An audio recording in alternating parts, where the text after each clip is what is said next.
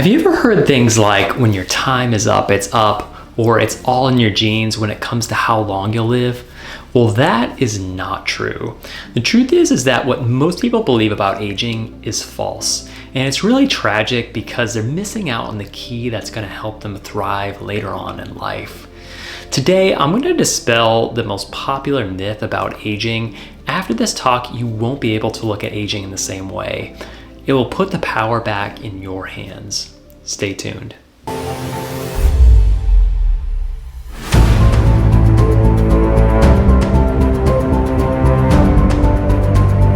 Hey guys, I'm Ben, and thank you so much for checking out my channel. For more health-related content, please like and subscribe. So most people think of aging as a timer that's just ticking down their life. Time marches on, as a lot of people say. But that view really doesn't make sense, as we'll get into. This idea of chronological aging is the idea that there's this clock that's just running, your days are passing, and your genes are like a movie that's just playing on a fixed script, no matter what happens. But biological aging tells a very different story. Aging isn't just time elapsed, it's this result of this complex interplay between lifestyle, genetics, diet, stress, sleep, all these different things, everything that you do and everything that happens to you essentially. So instead of thinking of aging as a countdown clock, a better way of thinking about it is like this movie that can be either slowed down with good choices or sped up with poor choices. Because if aging were just time passing, then everyone would age in the exact same way at the exact same speed. But that's not even close to what we see in the real world. Now, a lot of people will say, look, it doesn't matter what you do, it's all in your genes, and that really determines how long you're gonna live. But here's an example that really sheds a lot of doubt on this claim. Did you know that up to 50% of dementia cases can be prevented? And it's not with some crazy drug or new treatment, but it's just through simple daily lifestyle choices. So the Lancet Commission identified 14 modifiable risk factors that drove dementia risk, and they cut down on dementia by 50%. Things like regular exercise, maintaining healthy blood sugar, managing your blood pressure, staying socially connected. These really simple things can prevent you from getting dementia. And this isn't an outlier. There are multiple studies, including the Finnish finger trial, which have shown the same thing. Sedentary lifestyle and poor diet increase your risk of dementia, while active living and proper nutrition protect your brain. All of this challenges this conventional belief that dementia is just destiny, it's something that's written into your DNA and you're gonna get no matter what. There is, of course, genetic disorders like Huntington's that are genetically inherited, but those are very rare and they're the exception to the rule. Another really good example is one of the strongest genetic risk factors that we know of for dementia, which is the genetic risk factor ApoE4. It's something that actor Chris Hemsworth discovered that he carries, and he actually took a break from acting just to focus on his long-term health because of it. But here's the key, ApoE4 isn't destiny. I mean, there's a lot of people that have ApoE4 and they never get dementia, they never even know they have it. And on the flip side of that, there's a lot of people that get dementia that don't have ApoE4. Your genes are like switches, which things like sedentary lifestyle, poor diet, turn those switches on. So your genes load the gun and your lifestyle and environment pull the trigger. And this helps explain something that we've all seen in real life. It's often really difficult to tell how old someone is.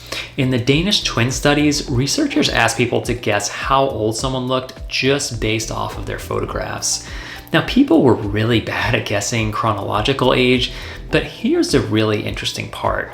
Their guesses were actually more predictive of lifespan than the person's real age. In other words, how old someone looked often reflected their biological age better than how many birthdays they've had. And you see this everywhere. Long-term smokers sometimes look 5 or 10 years older than their age, and people who are athletic and take care of themselves can look years younger. So instead of thinking of aging as a clock running down, think of it like rust. Rust isn't just about time passing. It's about, exposure, chemistry, environment. If metal just sits in salt water and humidity, it's gonna rust very quickly. But if it's, cleaned, oiled, maintained, rust will happen very slowly.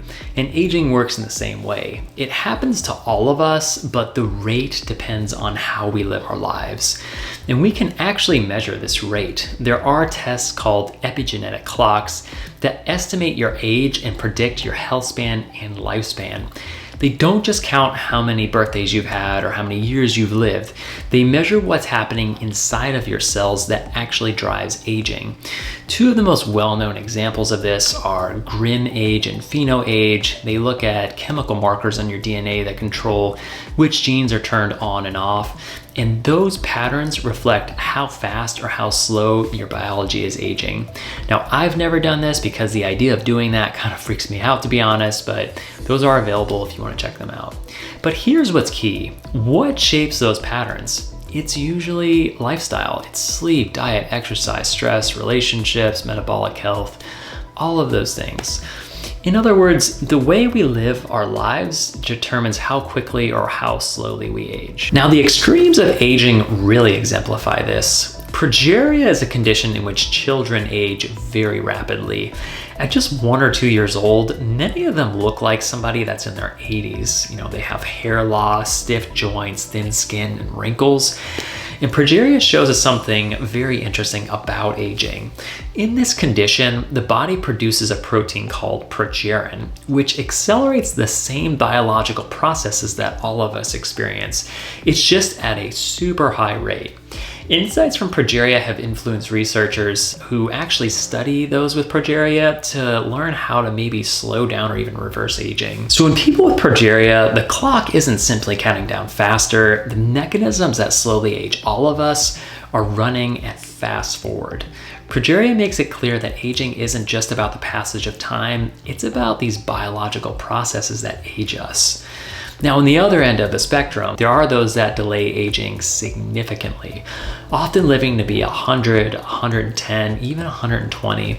And you might be imagining somebody that's senile, curled up in a wheelchair and arthritic, but this group of people are not like that. They have a super high quality of life.